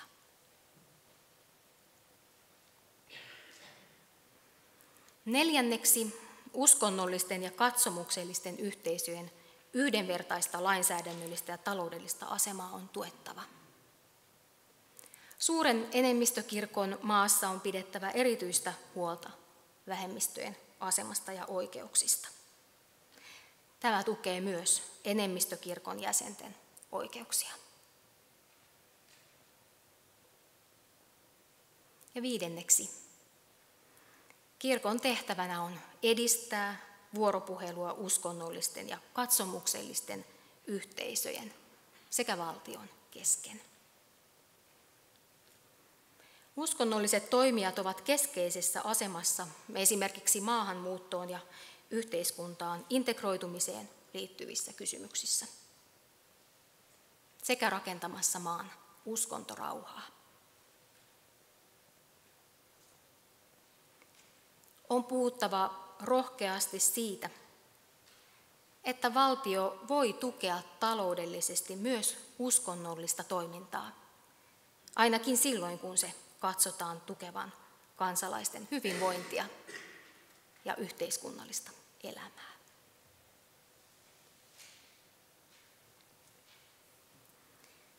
Arvoisat kuulijat, kirkko etsii paikkaansa myös valtiosuhteessaan. Siksi on syytä kysyä, mitä merkitsee ecclesia semper reformanda est. Kirkon on aina uudistuttava kirkon valtiosuhteessa tänään. Kirkon ominaispiirre on se, että sen olemassaolo ja toiminta eivät riipu sen valtiosuhteesta. Kirkkohan elää ja vaikuttaa sielläkin, missä sen toiminta on kiellettyä. Toivon, että kirkossa löytyisi aitoa innostusta katsoa avoimesti kirkon valtiosuhteen tulevaisuuteen ja luoda siitä sellainen, joka antaa perustan kirkon elämälle ja toiminnalle ainakin seuraavien vuosikymmenten ajaksi.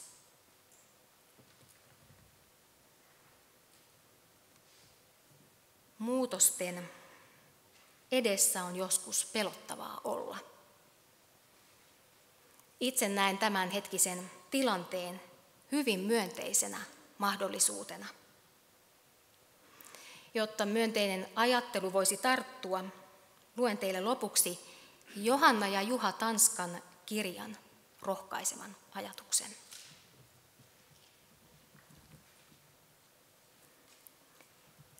Evankeliumeissa on 2 kertomusta, joissa Jeesus neuvoo kalastavia opetuslapsia. Luukkaan evankeliumissa hän kehottaa heitä soutamaan syvään veteen ja laskemaan verkot sinne. Johanneksen mukaan Jeesus kehottaa heittämään verkot veneen oikealle puolelle. Hän ei siis käske heittämään vain sinnikkäämmin, eikä edes suuremmalla uskolla. Suuri saalis tulee uudesta suunnasta. Koko kristinusko on olemukseltaan toisin katsomista ja tottumusten kyseenalaistamista. Hulluutta viisaille ja todellinen vaihtoehtoliike. Uskalla siis katsoa uuteen. Kiitos.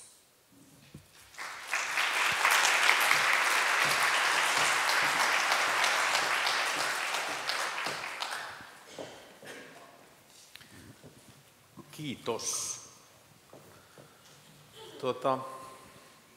Meillä on hyvästi tässä noin 25 minuuttia aikaa kysymyksille ja vastauksille. Ja oikeastaan tekisi mieli sanoa, että sana on vapaa, mutta enpäs sano, koska kysyin itse ensimmäisen kysymyksen. Liisa Sorsa, jos tämä nyt meni oikein. Kirkon tehtävänä on edistää vuoropuhelua uskonnollisten ja katsomuksellisten yhteisöjen sekä valtion kesken.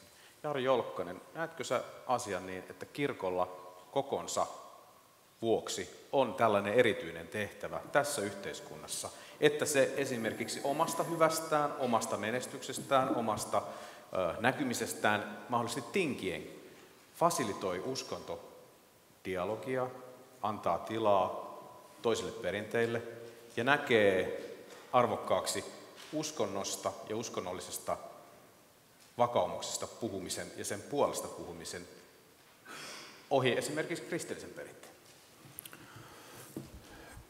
Ehdottomasti on sillä kannalla, että pitää antaa niin kuin vähemmistökirkoille ja myöskin vähemmistöuskonnoille tilaa.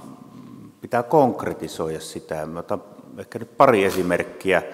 Noi itsenäisyyspäivän valtiolliset juhlajumalanpalvelukset, nehän on jo pitkään niin kuin ruvettu toteuttamaan ja toimittamaan ekumeenisesti. Eli mukaan on pyydetty ortodokseja, katolilaisia ja sitten vapaiden suuntien edustajia. Minusta se on hyvä suunta. Nyt kun me suunnitellaan promootiojumalanpalvelusta Kuopioon, niin sielläkin on lähdetty yhdessä siitä, että eri kirkkokunnat näkyy siellä ihan samalla tavalla kuin eri kielet näkyy. Toinen esimerkki on tämä Uskot-foorumi. Meillä pitää olla ehdottomasti tämmöinen kuin Uskot-foorumi, joka kokoaa yhteen eri uskontojen edustajat. Ja sekin on tärkeää, että luterilainen kirkko on sitä rahoittamassa. Samaten Suomen ekumeeninen neuvosto, minulla on semmoinen käsitys, että sen rahoittamisesta leijonan osan kantaa niin kuin vastuuta Suomen evankelis-luterilainen kirkko, ja niin pitääkin olla. Sana voisi olla vapaa sinne suuntaan. Täällä kiertää mikrofoni. Kun esitätte kannanottonne, kysymyksenne, niin kertokaa ensiksi oma nimenne. Ja sitten pyydän, että olemme napakoita, jotta mahdollisimman paljon tätä keskustelua mahtuu tähän että ei kauhean pitkiä esitelmiä. Varataan se esitelmöinti tänne lavalle, mutta lyhyesti napakasti. Olkaa hyvä. Harri Raitis Turusta. Hyvin napakka kysymys, tai oikeastaan tuli ihan välttämättömästi mieleen, että tästä nyt näistä alustuksista puuttuu yksi määrittely, nimittäin mitä me tarkoitamme valtiolla. Tässä on nyt kaikissa ollut vähän semmoinen tuntu, että valtio on joku semmoinen teoreettinen suure, joka jotenkin noudattaa kaikkia mahdollisia ihanteita, mitä ihmiskunta voi keksiä, mutta eihän se ole totta. Valtio on poliittista toimintaa ja musta tuntuu, että eilen näissä asioissa tapahtui aika merkittävä käänne. Kiitoksia erinomaisesta kysymyksestä. Siinä oli muuten toinenkin sellainen pikkusen epämääräinen suure, mitä mä mietin. Se oli se kirkko. Että onko nämä molemmat yhtä abstrakteja? Kuka haluaa vastata? Joku saa käyttää puheenvuoroa. Jos täältä saadaan joku kommentti. Sanon vaan tuossa, että kyllä ne on ihan hyviä kysymyksiä. Tuo valtio, niin tavallisesti tulee mieleen, että hallitus, Stubb, eikö niin? Mutta ei se varmaan ole nyt valtio kuitenkaan. Siis hän käyttää hallituksessa valtaa ja sitten on eduskunta, jossa kansanedustajat käyttää valtiollista valtaa, mutta valtiohan olemme niin kuin viime kädessä me kaikki. Jos jatkaa tuohon vielä. Sitten pitää varmaan kysyä seuraavasta, mikä on yhteiskunta. En minä tiedä. Tai pitäisi varmaan tietää, mutta kaikki tämmöiset tahot, niin sanotaan näin, että tämä ympäröivä todellisuus ehkä jakaa vaikka sitten, että meillä on valtio, meillä on markkinat, eli yksityinen sektori, meillä on semmoinen jonkinlainen vähän vapaammin ehkä järjestäytynyt kolmas sektori tai kansalaisyhteiskunta. Sitten meillä on vielä kirkko, joka vähän lainailee varmaan kaikilta näiltä sektoreilta jotain. Ja ei varmaan, mä en ainakaan halua ottaa niin kuin ideologisesti kantaa, että edustaako joku nyt jotain erityisiä hyveitä. Että valtio tietysti vastaa semmoisista toiminnoista, mitä on katsottu, mutta sehän on puhtaasti lainsäädäntöä välttämättömiksi, että niin kuin yhteiskunnallinen elämä saadaan järjestettyä. Mutta niin kuin on nähty, että esimerkiksi kunnille voidaan määrittää erilaisia tehtäviä ja sitten se varmaan määrittää, että mikä se kunta on, mutta nyt ainakin paine näyttää olevan siihen suuntaan, että niitä tehtäviä lisätään koko ajan jatkuvasti, joten laajeneeko siinä esimerkiksi koko ajan se käsitys siitä, että mikä lopulta on kunta, että sehän on palveluja tuottava organisaatio. niin kuin kirkkokin, mutta kirkko tekee vähän muutakin kuin tuottaa palveluja. Kimmo. Joo, siis erittäin hyvä kysymys tietenkin, ja sehän on silläkin tavalla ajankohtainen, että siitähän keskustellaan, että mitkä tehtävät kuuluvat valtiolle ja mitkä eivät. Siis jotkut kannattavat valtion ikään kuin tällaista minimimääritelmää, että se turvaa yleisen järjestyksen ja hoitaa ulkopoliittiset suhteet. Eli tavallaan, siis, ja tutkimuksessakin puhutaan usein, että valtio on se taho, jolla on väkivallan monopoli. Että se on sellainen niin kuin minimi, mutta mitä kaikkea muuta siihen kuuluu, ja nyt historiallisesti tietenkin pohjoismainen hyvinvointivaltio on siinä taas jollakin janalla niin kuin siinä toisessa päässä, eli meillä valtio tekee sellaisia asioita, paljon sellaisia asioita, joita monet muut valtiot eivät tee, ja tämäkin on niin kuin osaltaan sitten vaikuttamassa meillä kirkon ja valtion suhteisiin, että miten se työnjako tapahtuu, mutta erittäin hyviä kysymyksiä. Hyviä kysymyksiä lisää. Tuossa olkaa hyvä. Ja Jarmo Saksman myös Turusta, mielenkiintoisimmasta lähiöstä, Varissuolta, Suomen mielenkiintoisin lähiö, eniten maahanmuuttajia. Mutta liittyy edelliseen puheenvuoron käyttäjään Harri Raitikseen, joka on luvannut huolehtia, että Turun tuomiokirkko haastaa helluntain suvivirsikirkkoon, kävellen kirkkoon koko Turun seurakunnat. Se on jotakin tämän päivän tilannetta, mutta kävellen kirkkoon idea liittyy myös kirkon tutkimuskeskuksen perustaja Paavo Kortekankaaseen, hänen äskettäin siunattuun vaimonsa, joka ehdotti, että miksi ette järjestä tällaisia kävellen kirkkoon tapahtumia. Tuon vaan tämmöisen esille. Saattaa olla tällainen aika, että me lähdemme liikkeelle, jotakin ilmassa saattaa olla tämän tapaista. Ja sitten esimerkiksi tällainenkin hiljan puhutaan tällaisesta hienosta spirituaaliteetistä ja muusta. Hiljaiset kirkot, kun aukaistaan vähän ovea ihmisen sisälle viikollakin, opetellaan tätä eurooppalaista käytäntöä, niin saattaa olla, että moni löytää hyvän paikan omasta kotikirkosta ja aamen.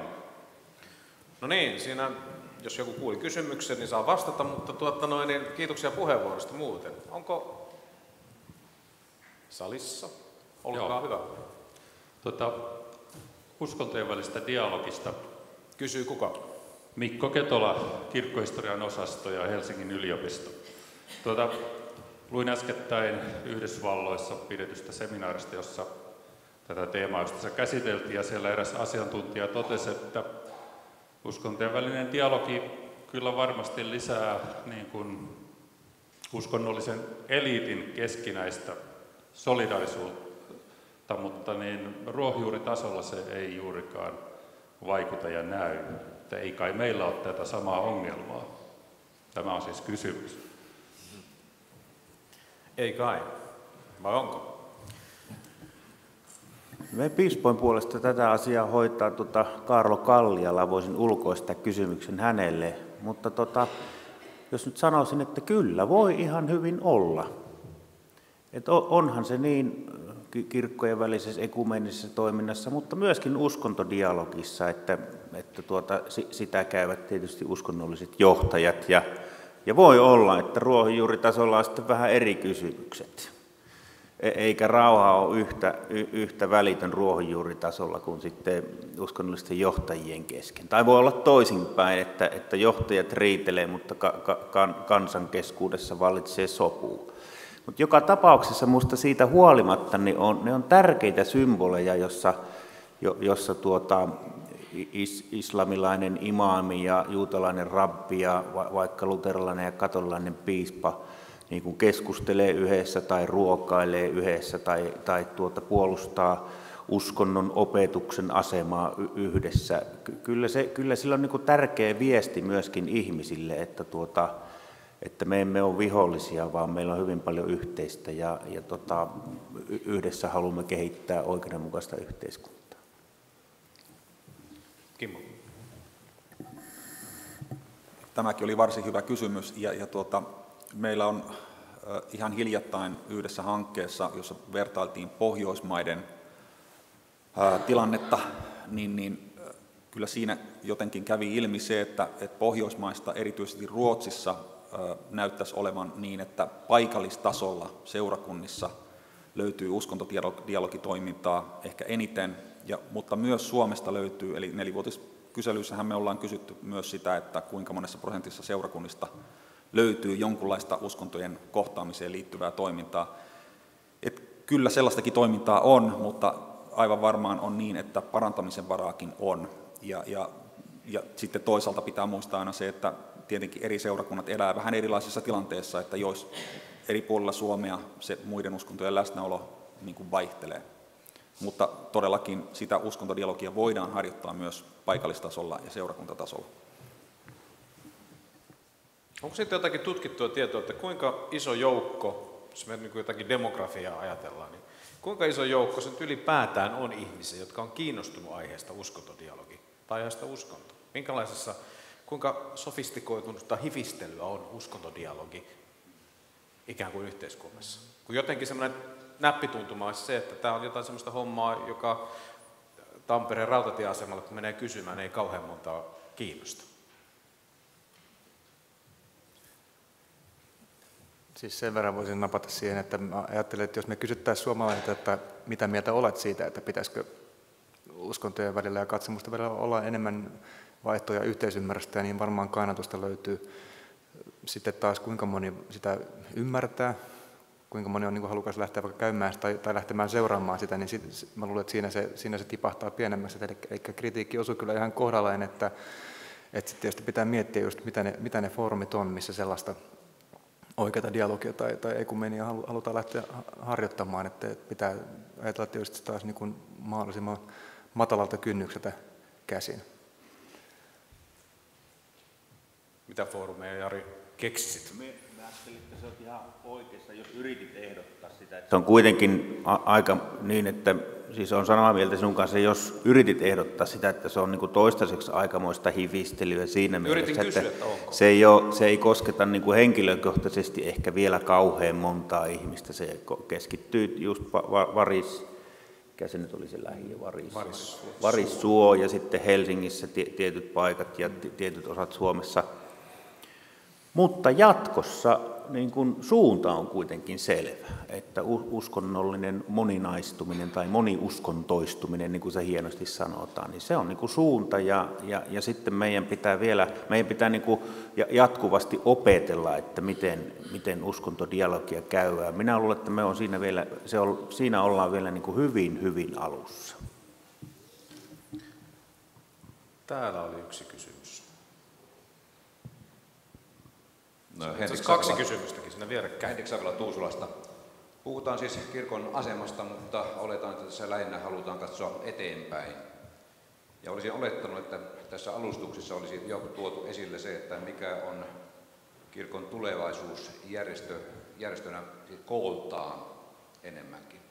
Jos ei ensin määritellä, mikä se tuleva suunta tulee olemaan tai missä me ollaan noin 15 vuoden kuluttua, kaikki muu on pelkkää spekulaatiota. Niin kuin totta kai kaikki keskustelut, mikä on eteenpäin suuntautuva, on spekulaatiota, mutta pitää jotenkin määritellä, mikä se todennäköinen skenaario on vaikka 15 vuoden kuluttua. Ja sellaista en ole vielä havainnut, että kukaan täällä on tullut esille. Onko se siksi, että se tulevaisuus on niin ikävän näköinen? Onko?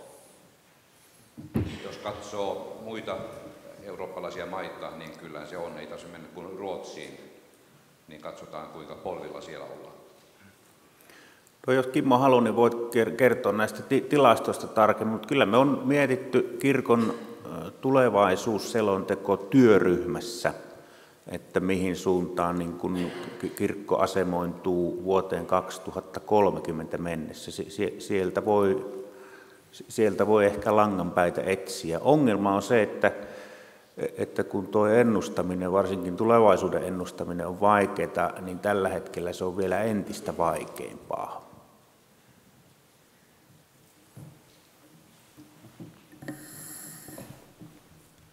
Mä ehkä ajattelisin asiaa näin, että me ollaan varsin pitkään kyllä tuotu esille näitä lukuja siitä, että mikä on kirkon sanotaan jäsenmääräkehitys ja muuta vastaavaa. Näistä luvuista ollaan ainakin kirkon piirissä aika hyvin tietoisia, ja jos nyt mediaa seuraa, niin myös media on varsin hyvin tietoinen siitä, että mikä se kehityksen suunta, todennäköinen suunta on.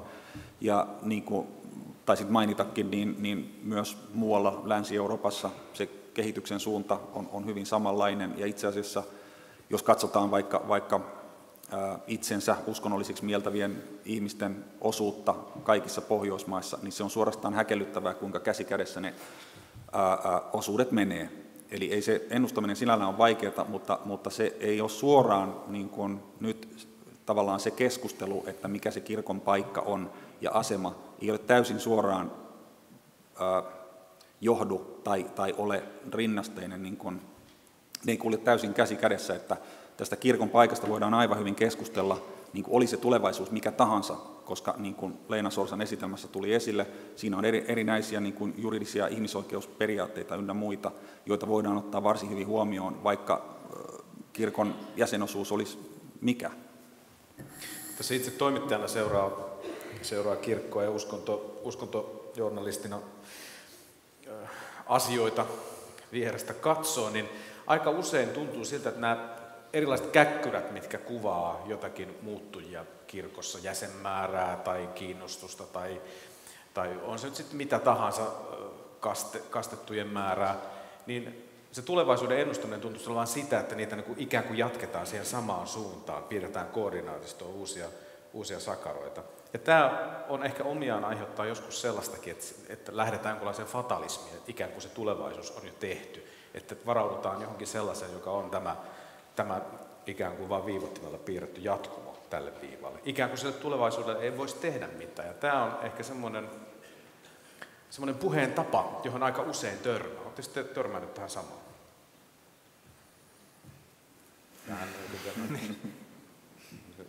Nyökkäyksen. Olemme törmänneet tähän, me kaikki lavalla olleet. Yleisön joukosta vielä hyviä kysymyksiä. Olkaa hyvä. Mirja Miettinen Lempäälästä. Ymmärrän sen, että me elämme muuttuvassa maailmassa ja niin kuin tässä on tullut monella tapaa esille, mutta näinä viime vuosina olen monta kertaa miettinyt sitä, että onko kirkko tullut semmoiseen luovuttamisen mentaliteettiin. Että näin ne asiat menee ja me ollaan vähän hiljaa. Että eikö mä odottaisin, että meillä olisi myöskin taisteleva kirkko, oikeuksistaan pitävä kirkko. Ja sitten ihan tämmöisenä sivuajatuksena mietin sitä, että onko se nyt meidän tehtävä, kirkon tehtävä, niin kuin huolehtia, että niillä kaikilla muilla on ne oikeudet. Olisiko se mieluummin sitten, kysyisinkö valtion tehtävä, mutta että meidän pitää kiinni siitä, mitä meillä on. Kiitos. Se oli vähän niin kuin jatkoa sille mun kysymyksestä. Palattiin vähän siihen, mitä puhuttiin aluksi, mikä oli ensimmäinen puheenvuoro, mitä Jari käytti, mutta tähän hyvään kysymykseen.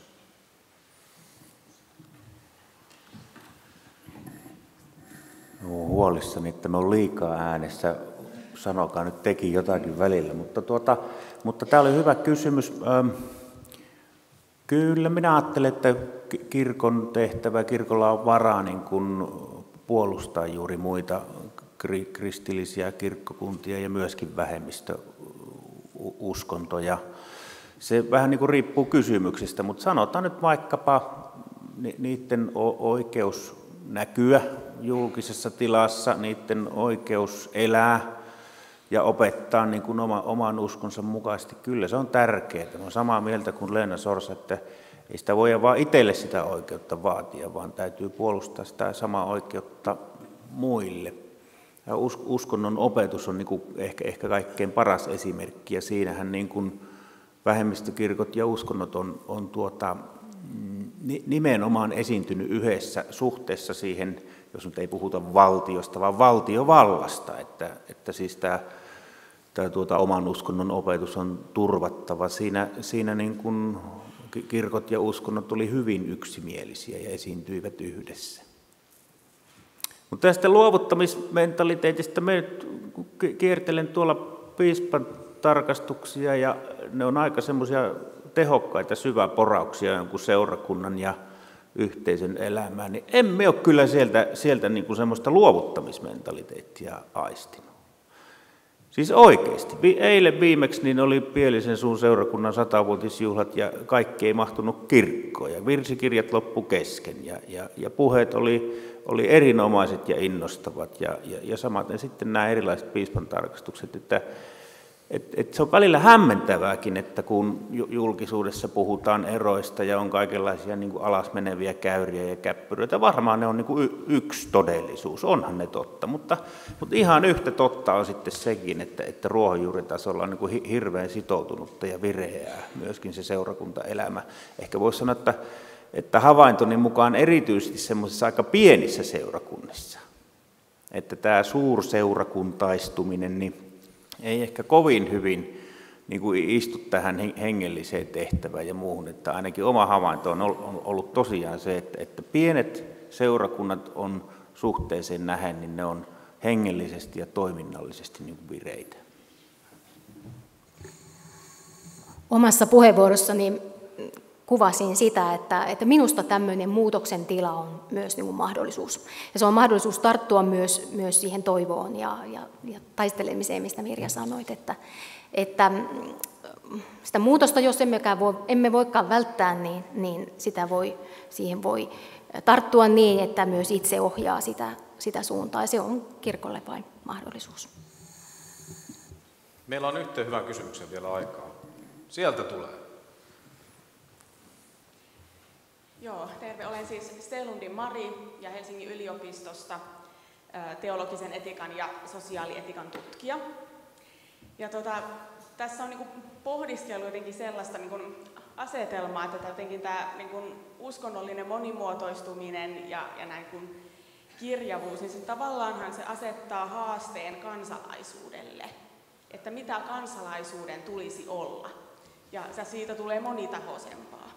Eli että sen lisäksi, että ajatellaan, että kansalaisella on jonkinlainen oma mielipide, oma vakaumus, oma usko ja se oma yhteisö, niin hänellä ikään kuin tulisi olla jonkinlainen uskonnonvapausnäkemys, eli jonkinlainen tapa hahmottaa sitä, että miten hän oman uskonsa, vakaumuksensa, yhteisönsä kanssa elää suhteessa muihin ja miten koko yhteiskuntaa järjestetään niin, että tämä koko kirjavuus toimii.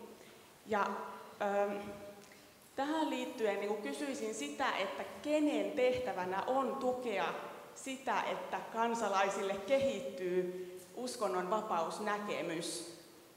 Onko se uskonnollisten yhteisöjen tehtävä, eli ikään kuin tukea tätä, että ikään kuin kehittyy se taju siitä, että miten itse niin kuin asemoituu suhteessa toisiin kuin yhteiskunnassa, vai onko se jonkun muun tehtävä ja kenen tehtävä se on? Kuka opettaa uskonnollista kansalaistaitoa? Kenen tulisi opettaa?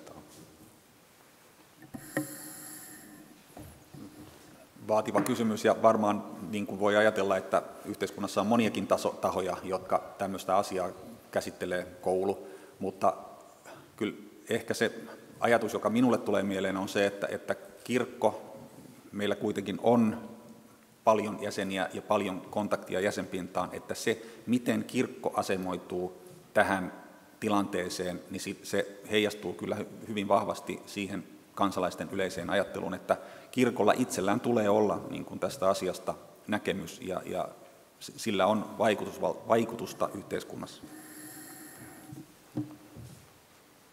Täällä on vielä 4 pyydettyä kysymystä. Otetaanko ne? Otetaan nyt niistä ainakin ensimmäinen. Meillä on tosiaan 2 minuuttia aikaa. Yritetään pitää tästä aikataulusta kiinni, koska on aika tiukka tämä kokonaisprogrammi, mutta mennään sieltä. No, Upi Heinonen tuolta Kuopiosta päin.